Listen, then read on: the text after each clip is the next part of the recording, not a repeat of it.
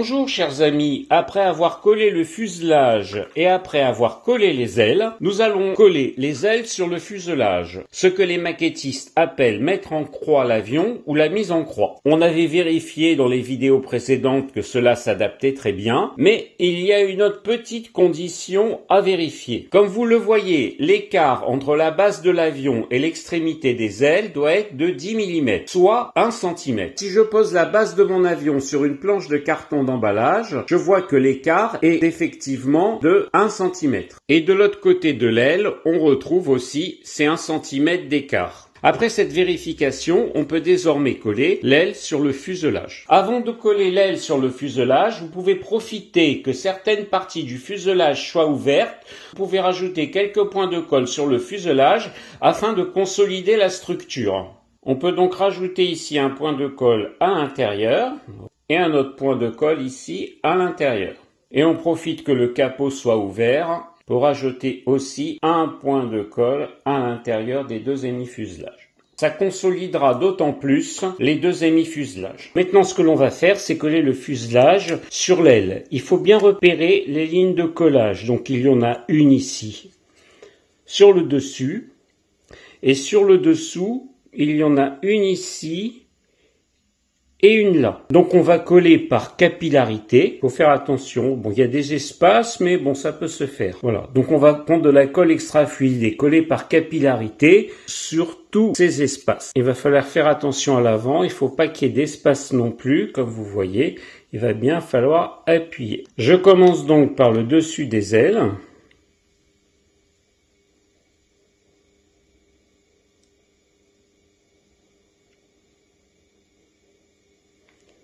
Pour le moment, je ne mets qu'une couche, parce qu'à force de mettre trop de couches, ça fait fondre le plastique. Ça, c'est sûr, c'est fait pour ça, mais ça peut l'abîmer sur plusieurs couches. Comme nous voyons, il y a un espace. Ça va glisser à l'intérieur. Je retourne l'avion et je vois où sont les autres lignes de collage. Donc, il y en a ici. Et il y en a à l'avant. Ici, et il faut bien faire le tour. À l'avant, il va falloir bien appuyer aussi. Et moi, ce que je fais, pendant 1 minute 30, je vais tenir l'avion. En appuyant bien sur les ailes, nous voyons qu'il y a quand même des écarts importants ici et ici. On peut rajouter un petit peu de colle extra fluide là et là pour qu'elle pénètre un peu en profondeur. Mais attention, la colle extra fluide n'est pas du mastic, c'est juste pour renforcer le collage. Voilà, je vais mettre de la colle extra fluide là où il y a des écarts importants pour qu'elle pénètre un peu plus en profondeur. Et je vais faire pareil de l'autre côté. Et là pareil, je vais laisser sécher 1 minute 30 à la main. Comme nous voyons, le collage à l'avant est parfaitement satisfaisant, même en dessous du fuselage. Il y a un écart important à ce niveau-là qui n'existait pas qu'on n'avait pas collé les ailes, mais une fois qu'on met de la colle, ça peut arriver. Il y a des avions qui s'adaptent très facilement, d'autres un peu moins, mais ce n'est pas grave. L'essentiel, c'est que le reste est parfaitement bien collé, et sur ces interstices vides importants, on mettra du mastic. Maintenant, après vous êtes assuré au doigt que la colle est bien sèche, du moins la colle qui est en surface, on va poser des dispositifs de maintien. Je vous avais parlé des dispositifs de maintien en caoutchouc. Là, on peut les poser puisque la colle est sèche. Elle ne risque pas de se coller au caoutchouc. On va en poser un ici. Voilà. On va en poser un autre ici. Voilà, les deux dispositifs de maintien à l'avant de l'aile sont mis. À l'arrière, c'est un peu difficile, donc ce que l'on va faire, on va prendre un autre dispositif, celui-là, et on va poser cet embout sur cette ligne de collage. C'est ce que j'ai fait ici pour maintenir le fuselage à l'arrière, en réglant la pression. Donc, en conclusion, j'ai mis des petites pinces crocodiles à l'avant pour coller l'aile au fuselage à l'avant, après m'être assuré que la colle est sèche, et j'ai mis ce dispositif pour coller l'aile au fuselage à l'arrière. Et je vais laisser sécher comme ceci. J'ai donc laissé sécher 3 heures avec les systèmes de maintien que je vais enlever. Voilà, notre avion est parfaitement collé. J'ai d'abord enlevé ce qui restait du système de maintien du fuselage, c'est-à-dire ces bandes caches.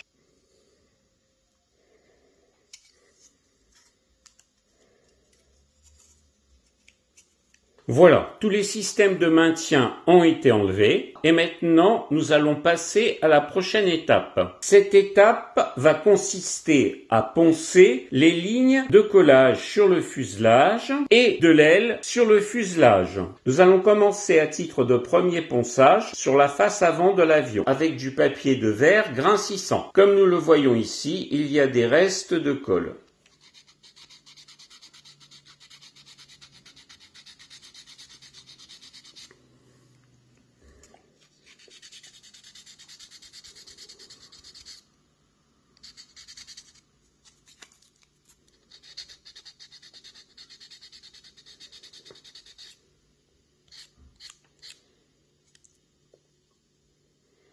Comme nous le voyons de plus près, les lignes de collage ont pratiquement disparu et les restes de colle aussi. Nous allons un petit peu ébavurer avec le scalpel l'orifice en le tournant de cette façon. Voilà, l'orifice est parfaitement restauré. Il s'agit de l'orifice où l'on va pouvoir mettre l'hélice. Partant du principe que vous êtes débutant premier niveau, j'ai continué à utiliser le papier de verre grain 600 pour éliminer par dégrossissement les lignes de collage. Par contre, j'ai fait une finition sur les arrondis à l'éponge à poncer grain 1500. Pourquoi utiliser une éponge à poncer? Pour préserver les parties courbes de l'avion. J'ai donc continué à poncer avec le papier de verre sur les parties courbes. Comme vous le voyez, on ne voit presque plus les lignes de collage ici.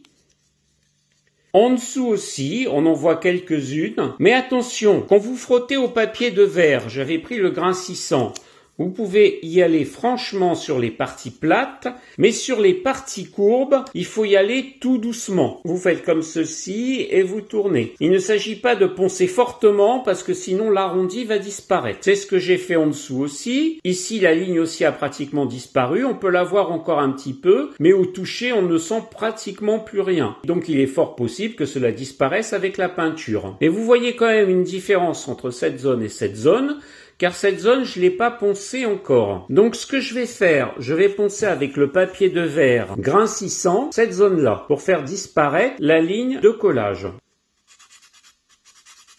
Mais comme je vous l'ai dit, il ne faut pas trop appuyer car c'est une ligne courbe et vous faites cela en tournant. Vous n'appuyez pas trop et en même temps, vous tournez le papier de verre.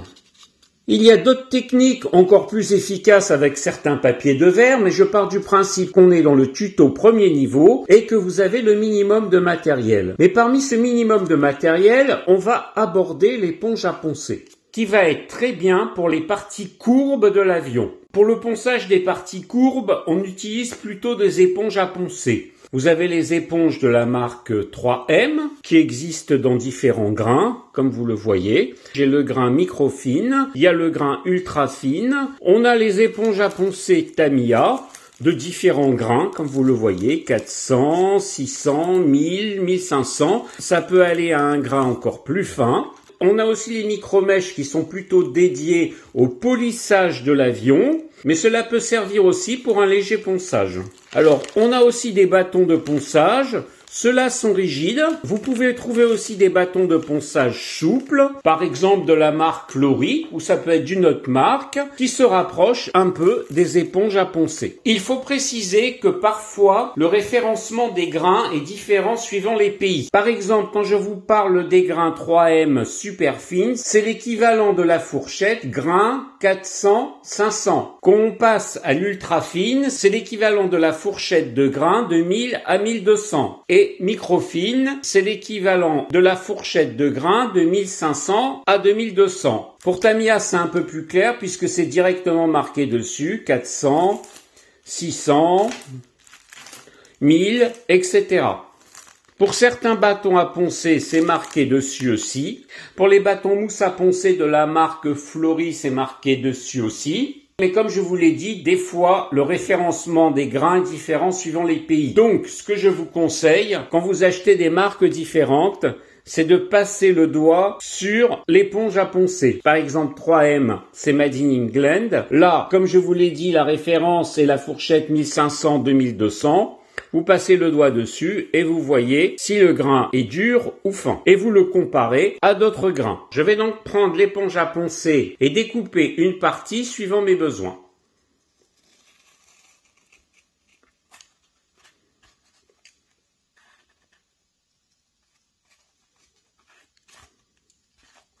Voilà, cela nous donne une petite éponge à poncer. Et quel est l'avantage ? Vous remarquerez que quand je la pose sur l'avion sur les parties incurvées, elle épouse la forme de l'avion, au contraire du papier de verre. Donc l'arrondi de l'avion va être préservé. Avec ce genre d'éponge à poncer, il ne faut pas être trop léger, en ponçant juste comme ça, mais il ne faut pas poncer trop durement non plus. Il faut tout simplement poncer modérément sans trop appuyer. Donc après avoir fait un dégrossissement au papier de verre grincissant sur tout l'avion, ce que j'ai fait ultérieurement, c'est que j'ai utilisé des morceaux d'éponge à poncer pour la finition. C'est ce que j'ai fait sur tout l'avion. Donc ici sur la partie que je n'avais pas faite, j'ai utilisé le papier de verre grincissant. Donc maintenant, je vais le finir avec un papier de verre plus fin avec une éponge à poncer pour éviter effectivement d'aplanir les courbes de l'avion. Comme vous voyez, cette éponge s'adapte très bien aux arrondis.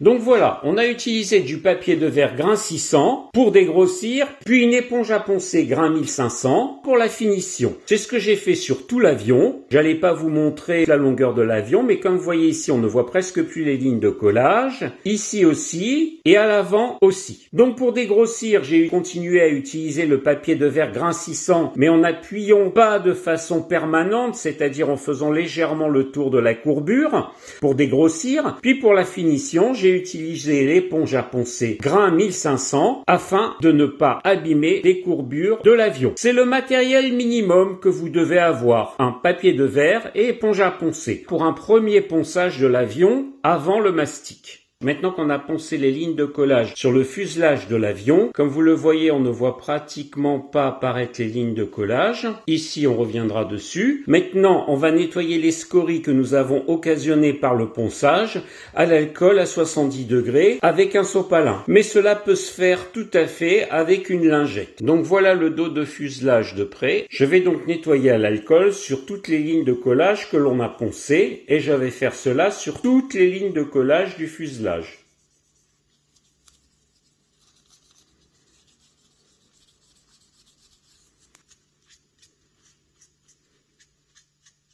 L'avion a été parfaitement nettoyé et vous voyez qu'on ne voit presque plus les lignes de collage sur les émis-fuselages. D'ailleurs, au toucher, on ne les sent plus. Maintenant, malgré le ponçage, nous voyons qu'il reste des lignes de collage. Et quand c'est comme cela, surtout ne continuez pas à poncer. Là, il faudra mettre du mastic. Il y a d'autres zones où on va mettre du mastic, la ligne du collage entre l'aile et le fuselage, ici aussi. Et si nous regardons le fuselage, nous voyons une petite ouverture ici où on devra mettre du mastic aussi. De ce côté-là, c'est bien collé, mais ça peut s'expliquer par un léger décalage. Malgré qu'on a fait attention, comme vous le voyez, ça peut être dû aussi à la peinture intérieure qui fait cela. Nous nous occuperons du mastic pour le fuselage un peu plus loin. Là, nous allons poncer les bords d'attaque des ailes. Et je fais comme d'habitude, je commence avec du papier de verre grincissant pour un premier ponçage. Surtout, ne pas appuyer fort, sinon vous allez aplatir la ligne de courbure. On en profite pour poncer les derniers restes de grappes. Les derniers restes de grappes ont été poncés. Voilà, donc j'ai poncé légèrement les bords d'attaque au grincissant. Ici, il y a encore un petit reste de grappe que l'on va poncer. Comme vous voyez ici, il y a une légère ouverture, donc on va continuer de poncer. Avec le grincissant, c'est pareil, ne pas appuyer trop fort et tourner, pour ne pas faire un plat au niveau du bord d'attaque. Voilà, comme cela, c'est beaucoup mieux. Maintenant, si on regarde de près, on ne voit plus la ligne de collage entre les deux demi-ailes. Il peut rester des anomalies, comme vous le voyez ici, il y a un reste de grappe, qu'il faut donc poncer, voire même ébavurer.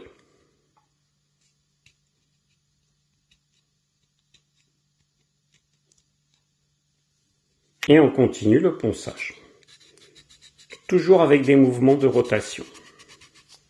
Comme vous voyez, le reste de grappe a disparu. Et je vais continuer ce ponçage sur tout le reste de l'aile, toujours de la même façon, ne pas trop appuyer et faire des mouvements de rotation pour garder l'arrondi du bord d'attaque. Après cela, on va nettoyer à l'alcool pour enlever les scories et voir ce que ça donne.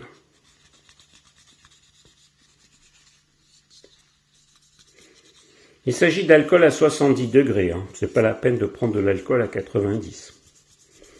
Et comme je vous ai dit, vous pouvez utiliser des lingettes aussi, c'est tout aussi bien. Et maintenant, on va faire la finition avec une éponge à poncer. Celle-ci est au grain 1600. Et l'avantage, comme je vous ai dit, c'est qu'elle s'adapte parfaitement aux arrondis.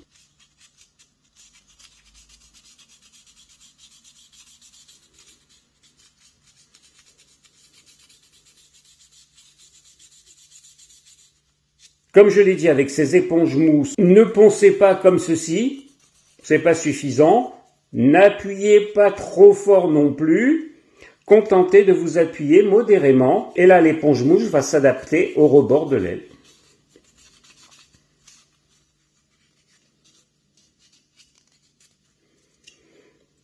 Et pareil, je vais enlever les scories avec... Maintenant, il faut bien observer l'avion et voir si l'on ne peut pas continuer à poncer sans mastic certaines zones.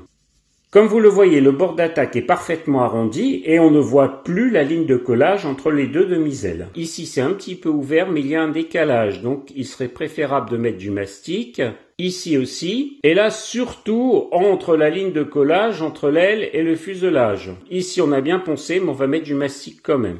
Là, ici, il y a une zone, comme je l'ai dit tout à l'heure, où il va falloir mettre du mastic. Et ici, il y a deux ouvertures où il va falloir mettre du mastic aussi. Comme nous le voyons, aussi bien pour les grandes ouvertures que pour les petites, il va falloir mettre du mastic aussi. Du côté du bord de fuite, je vous rappelle que le collage n'a pas été fait à l'extrémité, mais a été fait à l'intérieur de l'aile. Donc ce qu'il va falloir faire, c'est poncer un petit peu à l'intérieur des ailes et ici aussi, pour enlever la colle résiduelle. Comme ces lignes de collage sont aussi des lignes de structure, on peut se contenter de poncer au papier de verre, grain 1500, avec une éponge mousse.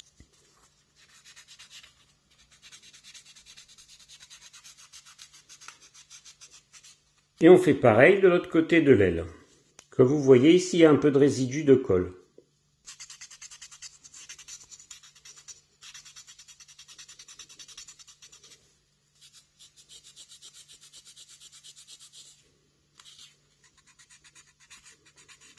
Voilà, nous avons bien poncé et maintenant nous allons nettoyer avec du sopalin imbibé d'alcool à 70 degrés. Nous avons donc fini de poncer les lignes de collage, aussi bien sur le fuselage que sur les ailes. Et comme on peut le remarquer, la plupart des lignes de collage ont disparu, que ce soit à la vision ou au toucher, ainsi que sur le bord d'attaque des ailes. Mais malgré cela, il persiste des lignes de collage. Comme ici par exemple à l'arrière du cockpit, il existe des lignes de collage entre la jonction des ailes et le fuselage.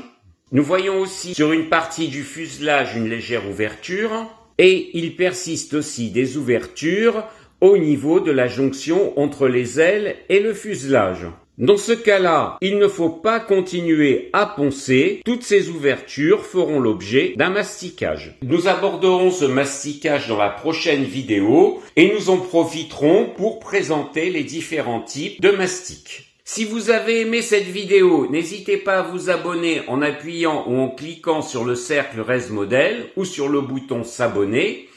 N'hésitez pas à partager la vidéo et un pouce bleu me ferait plaisir. Et je vous souhaite une bonne continuation.